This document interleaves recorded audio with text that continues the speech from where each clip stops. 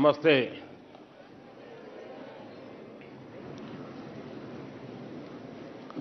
शायद इतनी ठंड में पहली बार परीक्षा पे चर्चा हो रही है। आमतौर पर फरवरी में करते हैं, लेकिन अब विचार आया कि आप सबको 26 जनवरी का भी लाभ मिले। फायदा उठाया ना, जो बाहर के हैं उन्होंने गए थे कर्तव्य पथ पे। कैसा लगा? बहुत अच्छा लगा। अच्छा, घर जाके क्या बताएंगे? कुछ नहीं बताएंगे। अच्छा साथियों, समय ज्यादा लेता नहीं हूं मैं, लेकिन मैं इतना जरूर कहूंगा कि ये परीक्षा पे चर्चा मेरी भी परीक्षा है।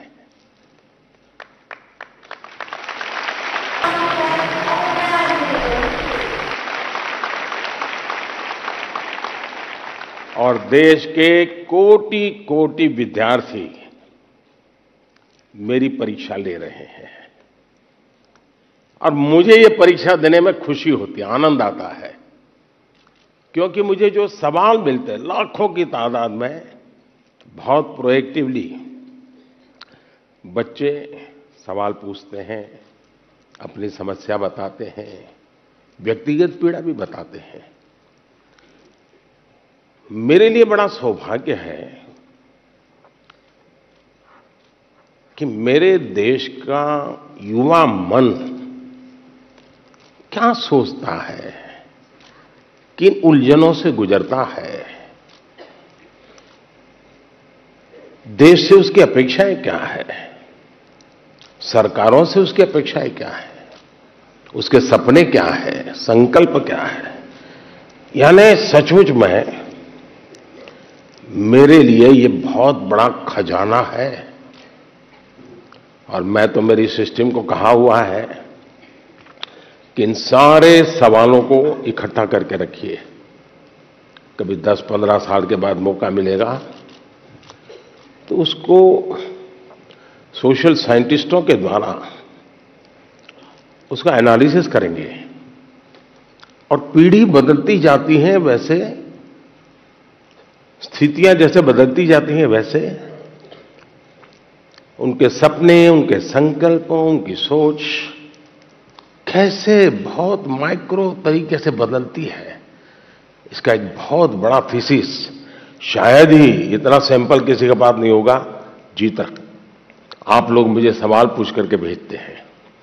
चलिए, लंबी बातें नहीं करते हैं। मैं चाहूंगा कि कहीं से शुरू करें, ताकि हर बार मेरे पर एक शिकायत आती है कि साहब ये कार्यक्रम बहुत लंबा चलता है। आपका क्या मत है? लंबा चलता है? लंबा चलना चाहिए? अच्छा, मुझे और कोई काम करना नहीं है। अच्छा ठीक है, आप ही के लिए हूं। बताइए क्या करेंगे? कौन पहले पूछते हैं? दुनिया को बदलने की तमन्ना हो अगर, दुनिया को बदलने की तमन्ना हो अगर, दुनिया को नहीं खुद को बदलना सीखे।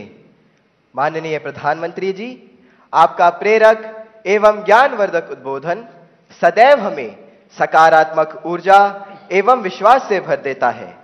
आपके बृहद अनुभव एवं ज्ञानपूर्ण मार्गदर्शन की हम सब उत्सुकता से प्रतीक्षा कर रहे हैं। माननीय, आपके आशीर्वाद एवं अनुमति से हम इस कार्यक्रम का शुभारंभ करना चाहते हैं।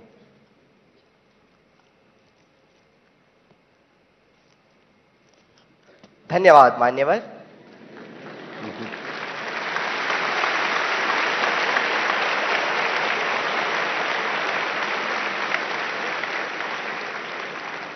माननीय प्रधानमंत्री जी, अपनी समृद्ध सांस्कृतिक विरासत और स्थापत्य सौंदर्य के लिए प्रसिद्ध शहर मदुरई से अश्विनी एक प्रश्न पूछना चाहती हैं। अश्विनी, कृपया अपना प्रश्न पूछिए। Honorable Prime Minister Sir, Namaskar. My name is Ashwini. I am a student of Kendra Vidyalaya number 2, Madurai, Tamil Nadu. My question to you, sir, is how do I deal with my family disappointment if my results are not good? What if I don't get the marks I'm expecting? Being a good student is also not an easy job. Expectations of others become so high that the person who's giving exam gets so much stressed and they go into depression. Nowadays, it is common for students to cut their hands and become irritated, and there is no one they could trust with their feelings. Kindly guide me on this. Thank you, sir. Dhanyavad, Ashwini. Honorable Prime Minister, sir. Navtesh Dagur hails from the heart of India's capital, Delhi, the imperial seat of several empires, with its charming blend of a grand medieval history and amazing architectural style. Navtesh is seated in the hall and wishes to discuss an identical issue through his question. Navtesh, please ask your question. Good morning, Honorable Prime Minister, sir. I am Navtesh Jagur of Kendra Vidyalaya, Pitampura, Delhi region.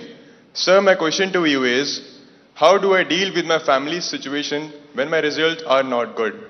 Kindly guide me, sir. Thank you very much. Thank you Navtesh. माननीय प्रधानमंत्री जी, संसार को शांति और करुणा का संदेश देने वाले भगवान बुद्ध, गुरु गोविंद सिंह तथा वर्धमान महावीर की जन्मभूमि प्राचीन नगर पटना से प्रियंका कुमारी कुछ इसी प्रकार की समस्या से जूझ रही हैं और आपका मार्गदर्शन चाहती हैं। प्रियंका, कृपया अपना प्रश्न पूछिए। नमस्ते माननीय प्रधानमंत्री जी, मेरा नाम प्रियंका कुमारी है। मैं रवीन बालिका +2 विद्यालय से राजेंद्र नगर पटना से 11वीं की छात्रा हूँ। मेरा प्रश्न यह है कि मेरे परिवार में सब अच्छे नंबर से पास हुए हैं, मुझे भी अच्छा नंबर लाना है। इसके लिए मैं तनाव में चली गई हूँ, इसके लिए आप मुझे मार्गदर्शन दें। धन्यवाद। धन्यवाद प्रियंका। माननीय प्रधानमंत्री जी, अश्विनी, नवतेश एवं प्रियंका यह महसूस करते हैं कि यह महत्वपूर्ण मुद्दा कई छात्रों को प्रभावित करता है और इसे हल करने के लिए आपका मार्गदर्शन चाहते हैं। अश्विनी, आप क्रिकेट खेलती हैं क्या? क्रिकेट में गूगली बॉल होता है,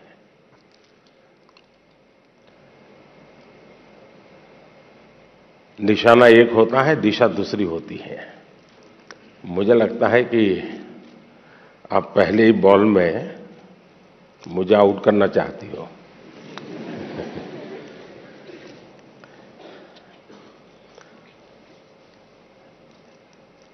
अगर परिवार के लोगों के आपके से बहुत अपेक्षाएं होना बहुत स्वाभाविक है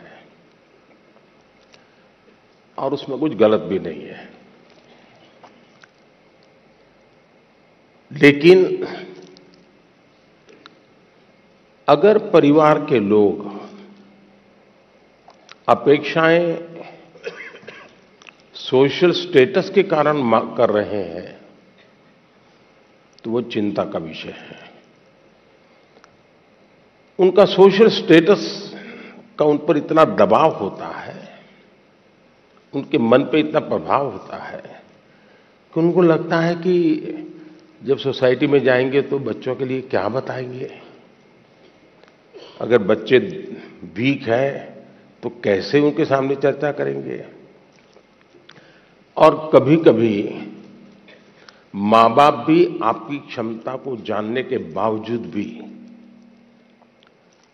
अपने सोशल स्टेटस के कारण अपने आसपास के साथियों दोस्तों में क्लब में जाते हैं, सोसाइटी में जाते हैं, कभी तालाब में कपड़े धोए जाते हैं, बैठते हैं, बातें करते हैं, बच्चों की बातें निकलती हैं, फिर उनको एक इन्फीरियरिटी कॉम्प्लेक्स आता है और इसलिए बाहर बहुत बड़ी बड़ी बातें बता देते हैं अपने बच्चों के लिए और फिर धीरे धीरे वो इंटरनलाइज कर लेते हैं और फिर घर में आकर के भी वही अपेक्षाएं करते हैं और समाज जीवन में ये सहज प्रवृत्ति बनी हुई है। दूसरा, आप अच्छा करेंगे तो भी हर कोई आपसे नई अपेक्षा करेगा। हम तो राजनीति में हैं, हम कितने ही चुनाव क्यों न जीत लें, लेकिन ऐसा दबाव पैदा किया जाता है कि हमें हारना ही नहीं है। 200 लाए हैं तो बोले 250 क्यों नहीं लाए, 250 लाए तो 300 क्यों नहीं लाए, 300 लाए तो 350 क्यों नहीं लाए। चारों तरफ से दबाव बनाया जाता है। लेकिन क्या हमें इन दबावों से दबना चाहिए क्या? पल भर सोचिए कि आपको जो दिन भर कहा जाता है, चारों तरफ से जो सुना जाता है, उसी में अपना समय बर्बाद करेंगे कि आप अपने भीतर देखेंगे, अपनी क्षमता, अपनी प्रायोरिटी, अपनी आवश्यकता, अपने इरादे, थोड़ा हर अपेक्षाओं को उसके साथ जोड़िए। आप कभी क्रिकेट मैच देखने गए होंगे तो आपने देखा होगा कि कुछ बैट्समैन खेलने के लिए आते हैं और पूरा स्टेडियम, हजारों लोग होते हैं स्टेडियम में, वे चिल्लाना शुरू करते हैं, चौका चौका चौका, छक्का छक्का, शिक्षक। क्या वो ऑडियंस की डिमांड के ऊपर चौके और छक्के लगाता है क्या? ऐसा करता है क्या कोई प्लेयर? चिल्लाते रहे, कितना ही चिल्लाते रहे, उसका ध्यान उस बॉल पर ही होता है जो आ रहा है। उस बॉलर के माइंड को स्टडी करने की कोशिश करता है और जैसा बॉल है वैसे ही खेलता है, न कि ऑडियंस चिल्लाता है। फोकस रहता है। अगर आप भी अपनी एक्टिविटी में फोकस रहते हैं तो ये आपके जो कुछ भी दबाव बनता है, अपेक्षाएं बनती हैं, कभी न कभी आप उसको मिटवित करेंगे, आप उस संकटों से बाहर आ जाएंगे। और इसलिए मेरा आपसे आग्रह होगा कि आप दबावों के दबाव में न रहें। हां, कभी कभी दबाव को एनालिसिस कीजिए। कहीं ऐसा तो नहीं है कि आप स्वयं के विषय में अंडर एस्टिमेट कर रहे हैं। आपकी क्षमता बहुत है, लेकिन आप खुद ही इतने डिफरेंस मेंटालिटी के हैं कि नया करने के लिए सोचते नहीं। तो कभी कभी वो अपेक्षाएं बहुत बड़ी ताकत बन जाती है, बड़ी ऊर्जा बन जाती है। और इसलिए अपेक्षाएं, मां बाप को क्या करना वो मैं पहले ही कहा, सामाजिक दबाव में मां बाप ने बच्चों पर दबाव ट्रांसफर नहीं करना चाहिए, लेकिन बच्चों ने अपनी क्षमता से कम भी अपने आप को नहीं आंकना चाहिए। और दोनों चीजों की बल देंगे तो मुझे पक्का विश्वास है कि आप ऐसी समस्याओं को बहुत आराम से सुलझा लेंगे।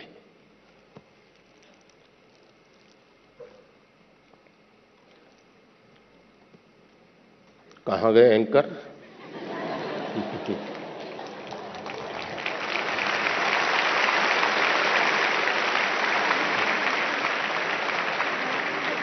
माननीय प्रधानमंत्री जी, आपका कोटि कोटि धन्यवाद। आपके प्रेरक वचनों से अभिभावकों का अपने बच्चों के लिए समझने का मार्ग मिला है। मान्यवर के दबाव में न रहें, हम गांठ बांधकर परीक्षा में उत्साह बनाए रखेंगे। आपका धन्यवाद। माननीय प्रधानमंत्री जी, चंबा प्रकृति के अनछुए सौंदर्य को समेटे भारत के पेरिस के रूप में प्रसिद्ध पर्वतीय नगर है। चंबा हिमाचल प्रदेश से आरुषि ठाकुर आभासी माध्यम से हमसे जुड़ रही हैं। आरुषि, कृपया अपना प्रश्न पूछे। माननीय प्रधानमंत्री जी नमस्कार। मेरा नाम आरुषि ठाकुर है और मैं केंद्रीय विद्यालय बनीखेत ढलौजी, जिला चंबा की कक्षा 11वीं की छात्रा हूँ। माननीय, मेरा आपसे यह प्रश्न है कि परीक्षा के दौरान जो बात मुझे सबसे ज्यादा परेशान करती है वह यह है कि मैं पढ़ाई कहाँ से शुरू करूँ। मुझे हमेशा लगता है कि मैं सब कुछ भूल गई हूँ और मैं इसी के ही बारे में सोचती रहती हूँ, जो मुझे काफी तनाव देता है। कृपया कर मार्गदर्शन कीजिए। धन्यवाद सर। धन्यवाद आरुषि। माननीय प्रधानमंत्री जी, भारत में धान का कटोरा के नाम से प्रसिद्ध राज्य छत्तीसगढ़ की राजधानी है रायपुर। रायपुर की अदिति दीवान इसी समस्या पर अपनी मन की जिज्ञासा का समाधान चाहती है। अदिति, अपना प्रश्न पूछिए।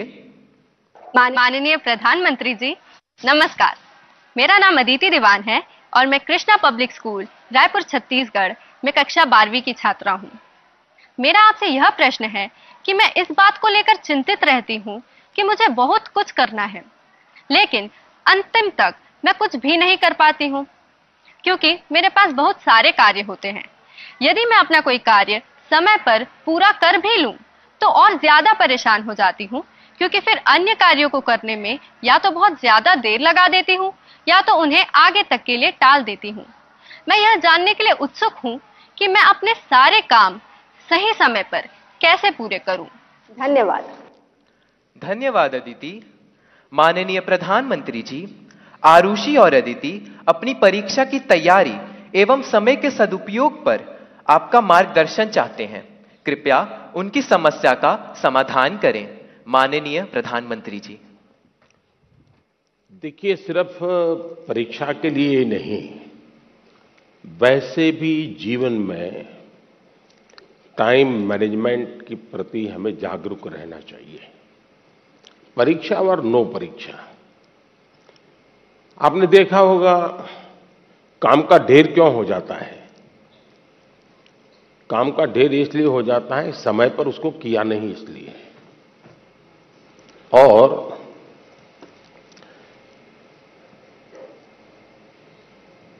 काम करने की कभी थकान नहीं होती है जी। काम करने से संतोष होता है। काम न करने से थकान लगती है। सामने दिखता है, अरे इतना सारा काम, इतना सारा काम, और उसी की थकान लगती है। करना शुरू करें। दूसरा, आप कभी कागज पे अपना पेन पेंसिल लेके डायरी पे लिखिए। एक हफ्ते भर आप नोट कीजिए कि आप अपना समय कहां बिताते हैं। अगर पढ़ाई भी करते हैं तो कितना समय किस विषय को देते हैं, और उसमें भी शॉर्टकट ढूंढते हैं कि बेसिक में जाते हैं, बारीकियों में जाते हैं। थोड़ा अपना एक एनालिसिस कीजिए।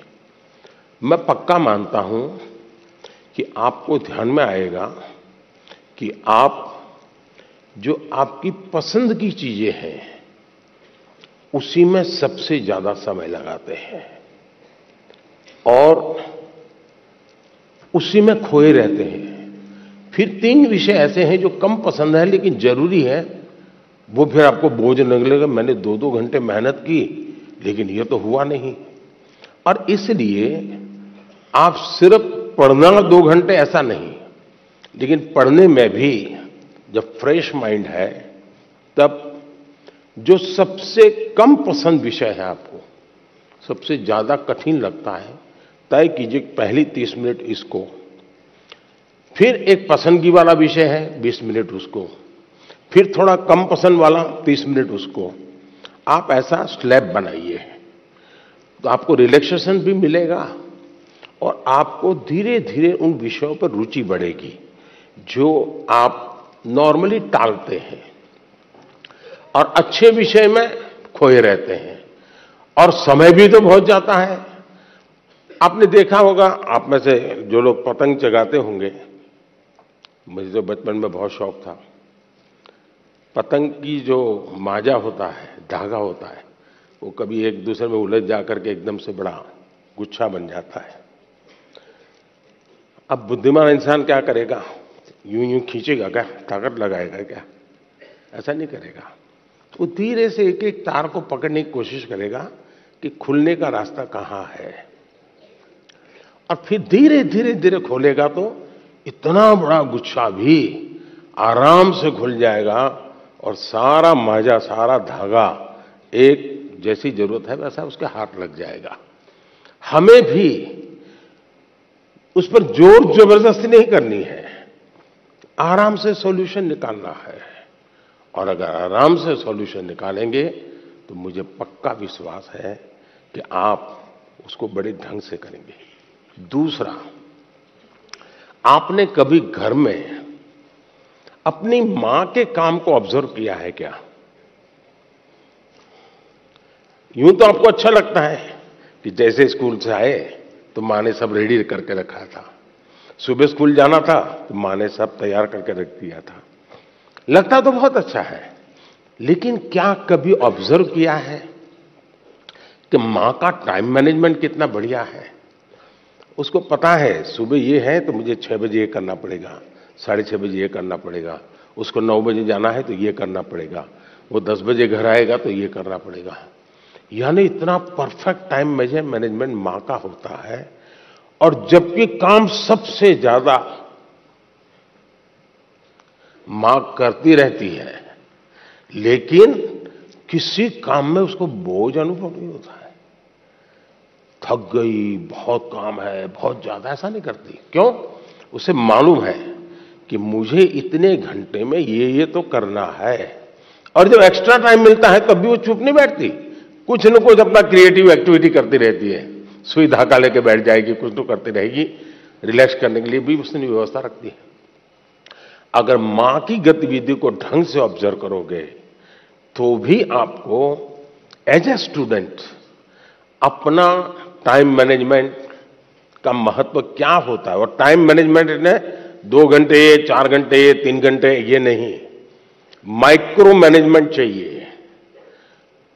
किस विषय को कितना टाइम देना है, किस काम को कितना टाइम देना है, और इतना बंधन भी नहीं डालने हैं कि बस 6 दिन तक ये करूंगा ही नहीं क्योंकि मुझे पढ़ना है। फिर तो आप थक जाओगे। आप ढंग से उसको डिस्ट्रीब्यूट कीजिए समय को, जरूर आपको लाभ होगा। धन्यवाद।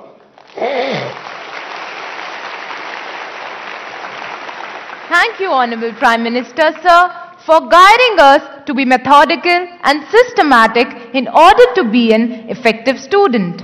Honorable Prime Minister, sir, Rupesh Kashyap, hailing from Bastar district of Chhattisgarh, is known for his distinctive tribal art, the enchanting Chitrakoot waterfalls, and the finest quality of bamboo. Rupesh is present here with us and needs your advice on a topic that is of vital significance. Rupesh, please ask your question. Good morning, Honorable Prime Minister, sir. My name is Rupesh Kashyap. I am a student of class 9th from Swami Atmanand Government English. Camera उस बच्ची पे लगाइए। हाँ। From Swami Atmanand Government English Medium School, Darwa, District Bastar, Chhattisgarh.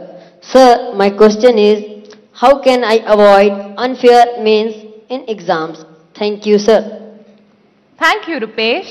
Honorable Prime Minister, sir, from the heritage city of Jagannath Puri, the spiritual capital of Odisha, famed for its magnificent cone-shaped layout, Rath Yatra, and serene beaches, Tanmay Biswal seeks your guidance on a similar issue.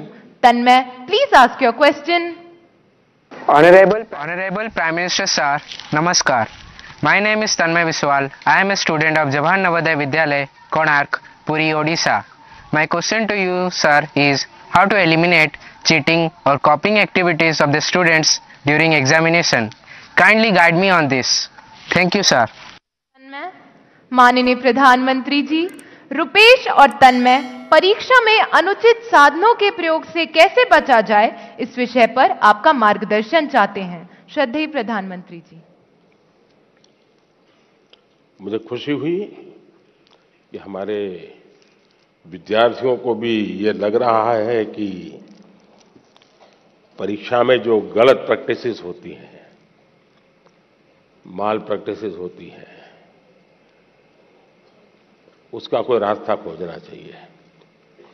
खास करके जो मेहनती विद्यार्थी होते हैं उनको जरूर इसका बहुत ही चिंता रहती है कि मैं इतनी मेहनत करता हूं और ये चोरी कर करके, कॉपी कर करके, नकल करके अपना गाड़ी चला लेता है। पहले भी शायद चोरी तो करते होंगे लोग, नकल तो करते होंगे, लेकिन छुप छुप करके करते होंगे। अब तो बड़े गर्व से कहते हैं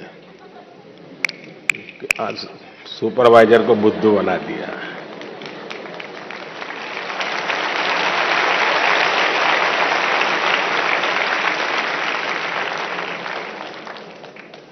ये जो मूल्यों में बदलाव आया है वो बहुत खतरनाक है और इसलिए समाज एज सच ये हम सबको सोचना होगा। दूसरा अनुभव आया है कि कुछ स्कूल या कुछ ऐसे टीचर्स जो ट्यूशन क्लासेस चलाते हैं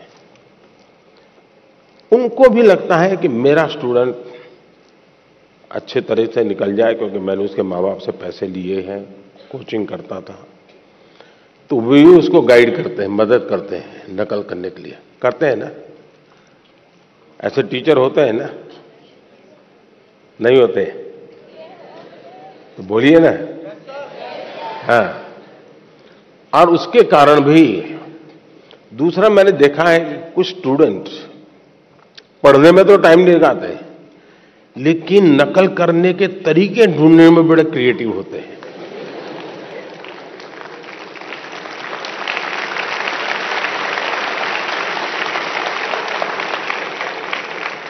उसमें घंटे लगा देंगे, वो कापली बनाएंगे तो उसमें छोटे छोटे छोटे अक्षरों की बनाएंगे।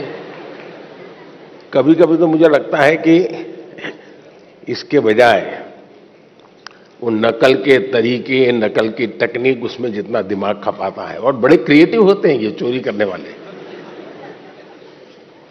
इसके बजाय अगर उतना ही समय उसी क्रिएटिविटी को, टैलेंट को सीखने में लगा देता तो शायद वो अच्छा कर पाता। किसी ने उसको गाइड करना चाहिए था, किसी ने उसको समझाना चाहिए था। दूसरा ये बात समझ के चले, अब जिंदगी बहुत बदल चुकी है, जगत बहुत बदल चुका है, और इसलिए ये बहुत आवश्यक है कि एक एग्जाम से निकले मतलब जिंदगी निकल गई, ये संभव नहीं है जी। आज आपको डगर डगर हर जगह पे कोई न कोई एग्जाम देनी पड़ती है। कितनी जगह पे नकल करोगे जी? और इसलिए जो नकल करने वाला है वो शायद एक आध दो एग्जाम को तो निकल जाएगा, लेकिन जिंदगी कभी पार नहीं कर पाएगा।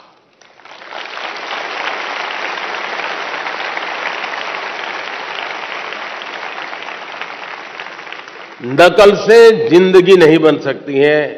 हो सकता है एग्जाम में मार्क्स इधर उधर करके ले आए, लेकिन कहीं न कहीं तो क्वेश्चनेबल होगा ही। और इसलिए ये वातावरण हमको बनाना होगा कि एक आध एग्जाम में तुमने नकल की, हो गया तुम निकल गए, लेकिन आगे चल करके शायद तुम जिंदगी में फंसे रहोगे। दूसरा, जो विद्यार्थी कड़ी मेहनत करते हैं उनसे भी मैं कहूंगा कि आपकी मेहनत आपकी जिंदगी में रंग लाएगी। हो सकता है कोई ऐसा ही फालतू 2-4 मार्क्स आपसे ऊपर ले जाएगा, लेकिन वो कभी भी आपकी जिंदगी की रुकावट नहीं बन पाएगा। आपके भीतर की जो ताकत है, आपके भीतर की जो ताकत है, वही ताकत आपको आगे ले जाएगी। कृपा करके उसको तो फायदा हो गया, चलो मैं भी उस रास्ते पर चल पड़ूं, ऐसा कभी मत करना, कभी मत करना दोस्तों। एग्जामें तो आती हैं जाती हैं, हमें जिंदगी जीनी है, जी भर के जीनी है, जीतते जीतते जिंदगी जीनी है। और इसलिए हमें शॉर्टकट की तरफ नहीं जाना चाहिए। और आप तो जानते हैं, रेलवे स्टेशन पर आपने देखा होगा, हर रेलवे स्टेशन पे पटरी जहां होती है ना, वहां ब्रिज होता है, तो हम लोग ब्रिज पे जाना पसंद नहीं करते, पटरी कूद करके जाते हैं। कोई कारण नहीं, ऐसे ही बस मजा आता है। तो वहां लिखा है shortcut will cut you short. इसलिए कोई अगर शॉर्टकट से कुछ कर लेता होगा, आप उसके टेंशन को पालिए मत, आप अपने आप को उससे मुक्त रखिए, आप अपने पर फोकस कीजिए, आपको अच्छा परिणाम मिलेगा। धन्यवाद। धन्यवाद माननीय प्रधानमंत्री जी, आपके वचन सीधे हमारे हृदय में उतर गए हैं। आपका धन्यवाद। Honourable prime minister sir, from Palakkad, the land of paddy fields, where the gentle breeze carries the aroma of harvested crops and the sound of traditional Kerala music, Sujal K seeks your guidance. Sujal, please ask your question. नमस्कार आदरणीय प्रधानमंत्री महोदय, मेरा नाम तेजस सुजय है। मैं 9वीं कक्षा में केंद्रीय विद्यालय कंजीकोट एर्नाकुलम संभाग का छात्र हूँ। मेरा प्रश्न यह है, हार्डवर्क और स्मार्ट वर्क में से कौन सा वर्क जरूरी है? क्या अच्छी परिणामों के लिए दोनों जरूरी हैं? कृपया अपना मार्गदर्शन दीजिए। धन्यवाद श्रीमान। Thank you, Sujal. Honorable Prime Minister sir. क्या सवाल था उनका? क्या पूछ रहे थे? सर, हार्ड वर्क के बारे। हार्ड वर्क और स्मार्ट वर्क। हार्ड वर्क और smart work. Thank you sir.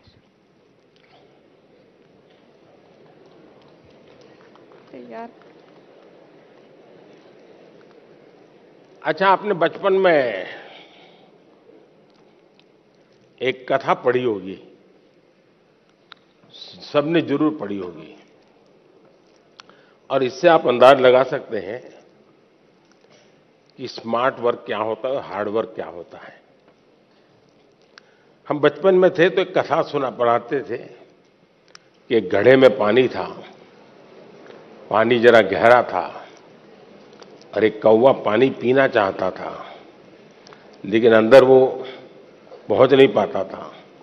तो उस कौवे ने छोटे छोटे कंकर उठा करके उस घड़े में डाले और धीरे धीरे पानी ऊपर आया और फिर उसने आराम से पानी पिया। सुना है ये कथा? अब इसको आप क्या कहेंगे, हार्ड वर्क कहेंगे कि स्मार्ट वर्क कहेंगे?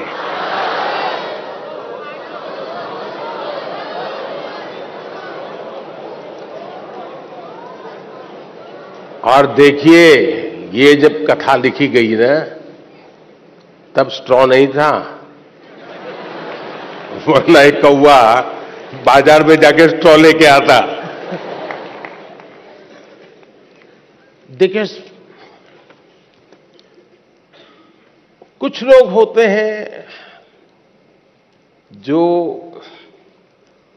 हार्ड वर्क ही करते रहते हैं, कुछ लोग होते हैं जिनके जीवन में हार्ड वर्क का नामो निशान नहीं होता है, कुछ लोग होते हैं जो हार्डली स्मार्ट वर्क करते हैं, और कुछ लोग होते हैं जो स्मार्टली हार्ड वर्क करते हैं।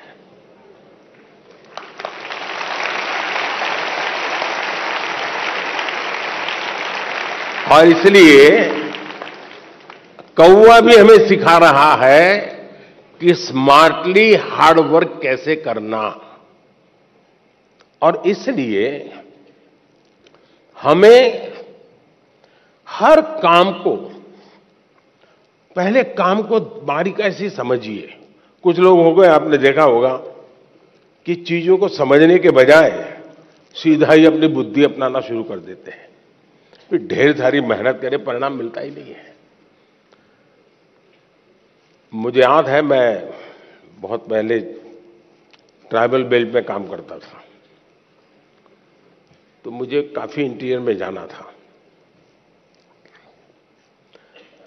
तो किसी ने हमें, उस जमाने की जो पुरानी जीप होती थी, उसने व्यवस्था की कि आप उसको लेके जाइए।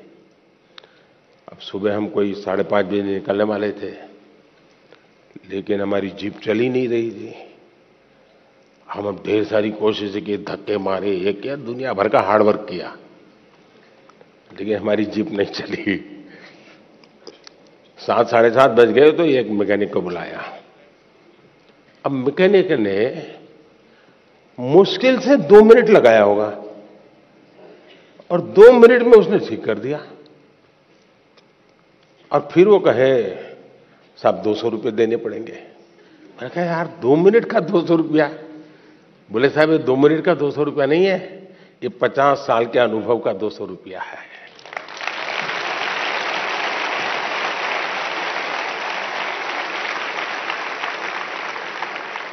अब हम हार्ड वर्क कर रहे थे, जीप नहीं चल रही थी।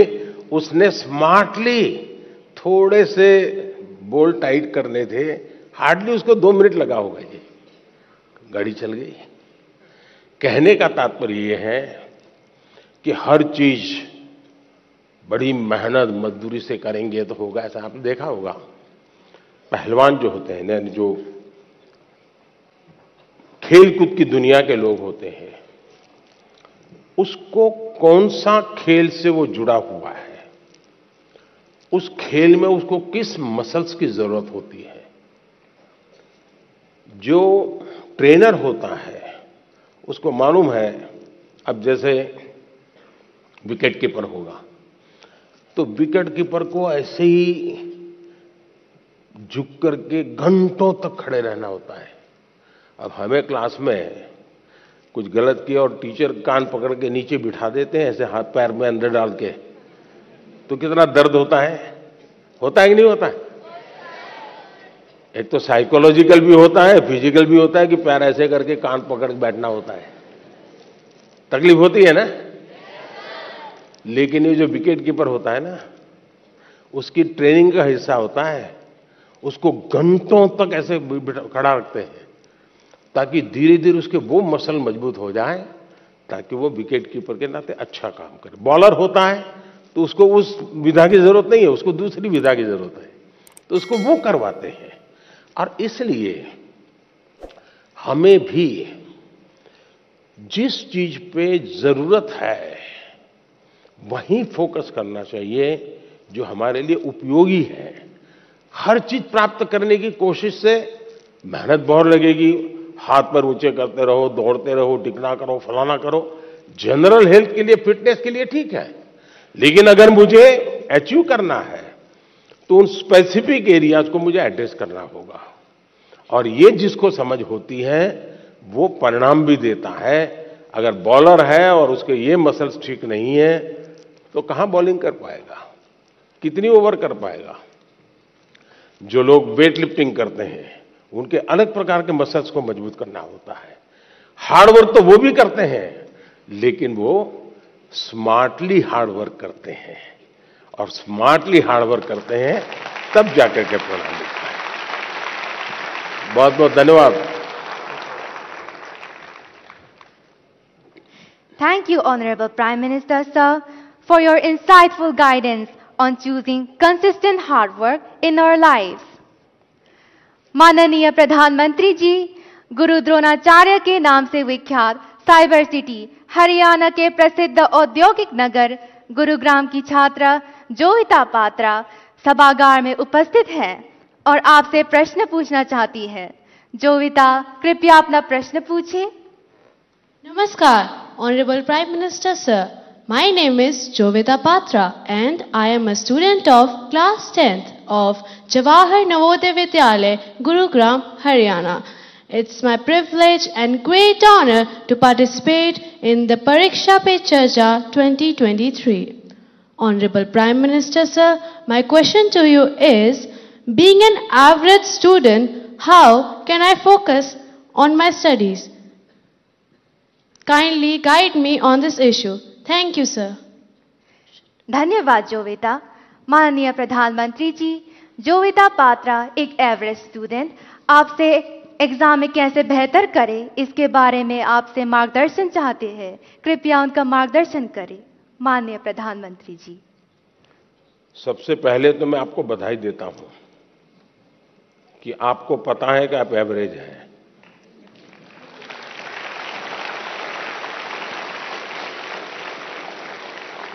वरना ज्यादातर लोग ऐसे होते हैं जो बिलो एवरेज होते हैं और अपने आप को बड़ा तीसमारका मानते हैं, सब बंदर के व्यापारी मानते हैं। तो मैं सबसे पहले आपको और आपके माता पिताजी को भी बधाई देता हूं। एक बार आपने इस सत्य को स्वीकार कर लिया कि हां भाई मेरी एक क्षमता है, मेरी स्थिति है, मुझे अब इसके अनुकूल चीजों को ढूंढना होगा। मुझे बहुत बड़े तीसमारखा बनने की जरूरत नहीं है। हम अपने सामर्थ्य को जिस दिन जानते हैं ना, तो हम सबसे बड़े सामर्थ्यवान बन जाते हैं। जो लोग खुद के सामर्थ्य को नहीं जानते हैं, उनको सामर्थ्यवान बनने में बहुत सारी रुकावटें आती हैं। इसलिए इस स्थिति को जानना, ये अपने आप में ईश्वर ने आपको शक्ति दी है, आपके टीचर्स ने शक्ति दी है, आपके परिवार ने शक्ति दी है। और मैं तो चाहूंगा हर मां बाप से, आप बच्चों का सही मूल्यांकन कीजिए, उनको उनके अंदर हीन भावना पैदा होने मत दीजिए, लेकिन सही मूल्यांकन कीजिए। कभी कभी आप लोग उसको कोई बहुत बड़ी महंगी चीज लानी है तो आप आराम से उसको कहें, नहीं भैया अपने घर की इतनी ताकत नहीं है, ये चीज हम नहीं ला पाएंगे, ऐसा करो 2 साल इंतजार करो, उसमें कुछ बुरा नहीं है। अगर आप घर की स्थिति के संबंध में बच्चे से एनालिसिस करते हैं तो उसमें कुछ बुरा नहीं है। और इसलिए हम एक सामान्य स्तर के व्यक्ति हैं, और ज्यादातर लोग सामान्य स्तर के ही होते हैं जी। एक्स्ट्रा ऑर्डिनरी बहुत कम लोग होते हैं जी। लेकिन सामान्य लोग असामान्य काम करते हैं, और जब सामान्य व्यक्ति असामान्य काम करते हैं तब वो कहीं ऊंचाई पर चले जाते हैं, एवरेज के मानदंड को तोड़ करके निकल जाते हैं।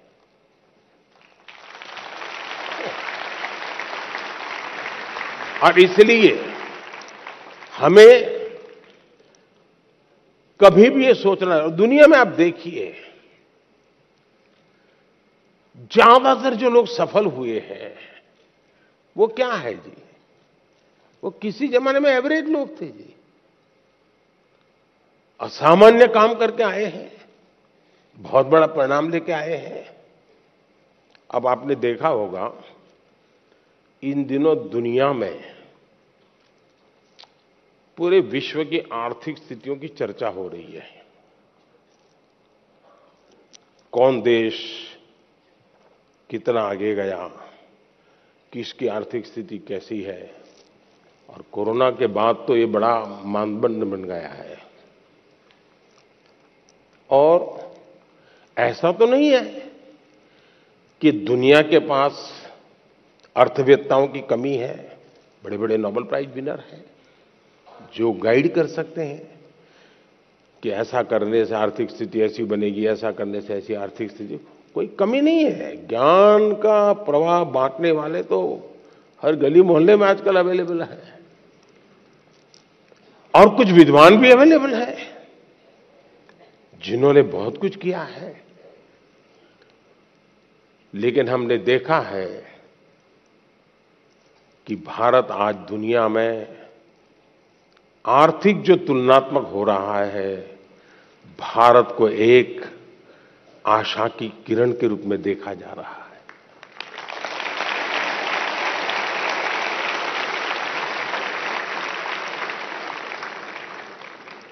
आपने 2-3 साल पहले देखा होगा, हमारी सरकार के विषय में यही लिखा जाता था कि इनके पास कोई इकोनॉमिस्ट नहीं है, सब एवरेज लोग हैं, प्राइम मिनिस्टर को भी इकोनॉमिक्स का कोई ज्ञान नहीं, ऐसा ही लिखा जाता था। आप पढ़ते हैं कि नहीं पढ़ते ऐसा?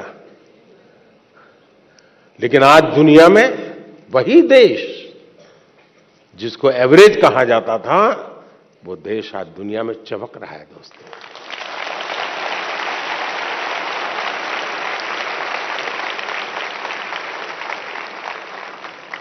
और इसलिए हम इस प्रेशर में न रहे दोस्तों कि आप एक्स्ट्रा ऑर्डिनरी नहीं है, और दूसरी बात आप एवरेज भी होंगे आपके भीतर कुछ न कुछ तो एक्स्ट्राऑर्डिनरी होगा ही होगा। और जो एक्स्ट्राऑर्डिनरी है उनके भीतर भी कुछ न कुछ एवरेज होगा। हर एक के पास ईश्वर ने एक अभूतपूर्व क्षमता दी होती है, बस आपको उसको पहचानना है, उसको खाद पानी डालना है, आप बहुत तेजी से आके निकल जाएंगे, ये मेरा विश्वास है। धन्यवाद। Thank you, Honorable Prime Minister, sir, for your wonderful encouragement to make many students and Indians feel valued and cherished. Honorable Prime Minister, sir, Mannat Bajwa hails from the capital city of Chandigarh, famed for its remarkable blend of urban planning with modern architecture and the scenic rock garden of the legendary Nek Chand. She seeks your guidance on a fundamental issue that affects many students like her. Mannat, please ask your question. माननीय प्रधानमंत्री जी, नमस्कार। मेरा नाम मन्नत बाजवा है। मैं Saint Joseph senior secondary school की छात्रा हूँ। मेरा आपसे प्रश्न यह है कि जब मैं अपने आप को आप जैसे प्रतिष्ठित स्थान पर रखकर कल्पना करती हूँ, जहाँ भारत जैसे देश को चलाना, जहाँ इतनी बड़ी जनसंख्या है और जहाँ अपनी राय रखने वालों की बहुतायत है, आपके बारे में नकारात्मक राय रखने वाले लोग भी हैं। क्या वह आपको प्रभावित करते हैं? यदि हाँ करते हैं तो आप आत्मसंदेह की भावना से कैसे उभरते हैं? मैं इसमें आपसे मार्गदर्शन चाहती हूँ। धन्यवाद श्रीमान। Thank you, Mannat. Honorable Prime Minister, sir, Ashtami Sen resides in South Sikkim, an area famous for its tea gardens, breathtaking beauty, and tranquil, undisturbed, snow-clad Himalayas. She also requests your directions on identical matter that needs to be addressed. Ashtami, please ask your question.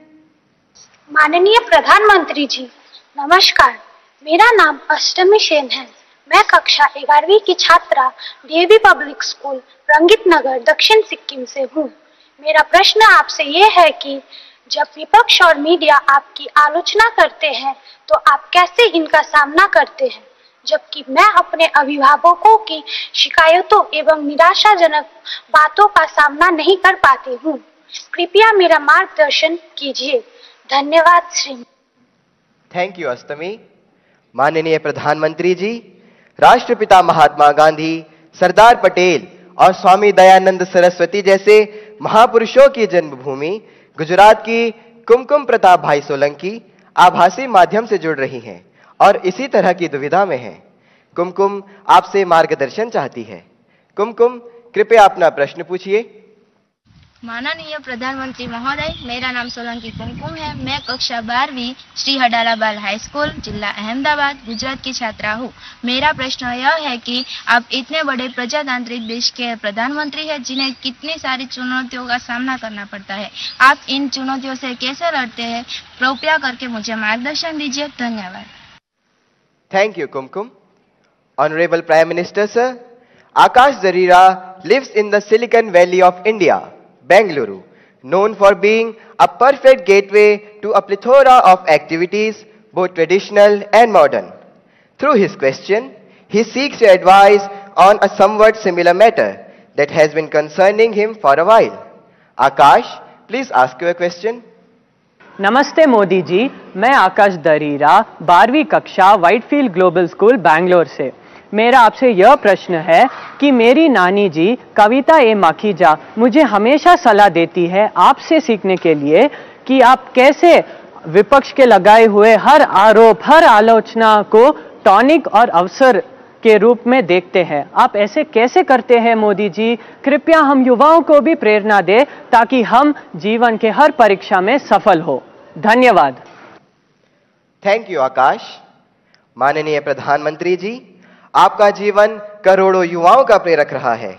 मन्नत, अष्टमी, कुमकुम और आकाश जीवन में आने वाली चुनौतियों में कैसे सकारात्मक रहकर सफलता प्राप्त करें, इस विषय पर आपका अनुभव जानना चाहते हैं।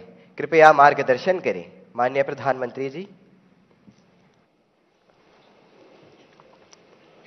आप लोग एग्जाम देते हैं और घर आकर के जब परिवार के साथ या दोस्तों के साथ बैठते हैं कभी टीचर से निकट नाता है तो उनसे बैठते हैं,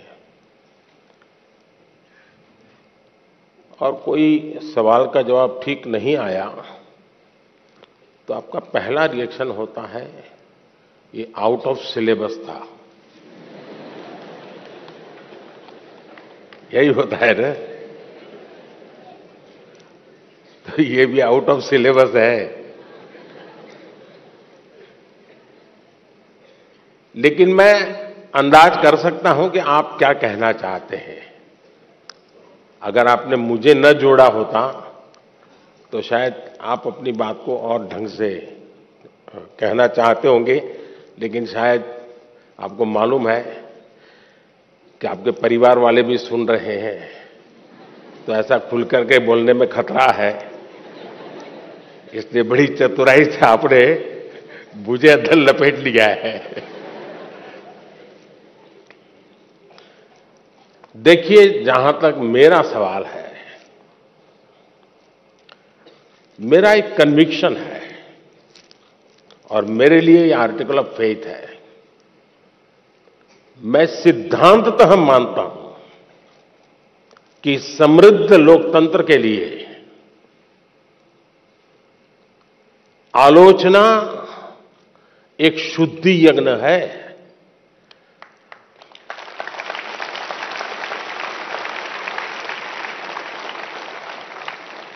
आलोचना ये समृद्ध लोकतंत्र की पूर्व शर्त है,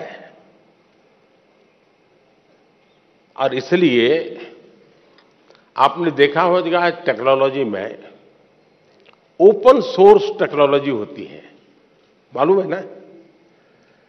ओपन सोर्स होता है, उसमें सब लोग अपनी अपनी चीजें डालते हैं, और ओपन सोर्स टेक्नोलॉजी के माध्यम से ये अलाउ किया जाता है कि देखिए भी हमने ये किया है, हम यहां जाकर के अटके हैं, हो सकता है कुछ कमियां होगी, तो लोग उसके अंदर अपने अपने टेक्नोलॉजी को इंसर्ट करते हैं, और काफी लोगों के प्रयास से वो एकदम से समृद्ध एक सॉफ्टवेयर बन जाता है। ये ओपन सोर्स आजकल बहुत ही ताकतवर एक इंस्ट्रूमेंट माना जाता है। उसी प्रकार से कुछ कंपनियां अपनी प्रोडक्ट को मार्केट में रखती है और चैलेंज करती है कि उसमें जो कमियां हैं वो दिखाएगा, उसको हम इनाम देंगे। बाउंड सिस्टम की व्यवस्था खड़ी हुई है।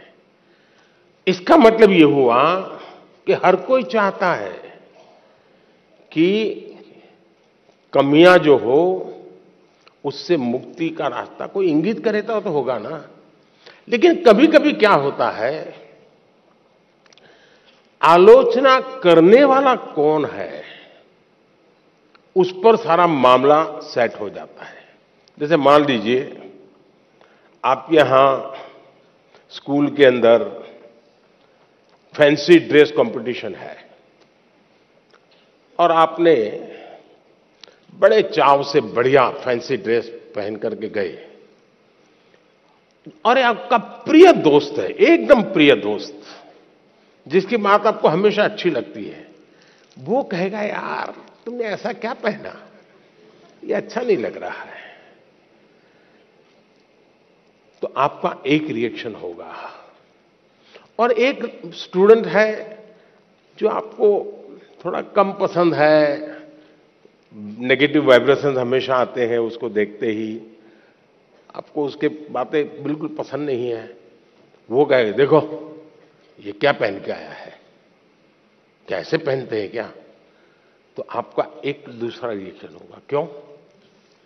जो अपना है वो कहता है तो आप उसको पॉजिटिव लेते हैं उस आलोचना को, लेकिन जो आपको पसंद नहीं है वो वही कह रहा है, लेकिन आपको गुस्सा आता है। तू कौन होता है, मेरी मर्जी, ऐसा ही होता है ना।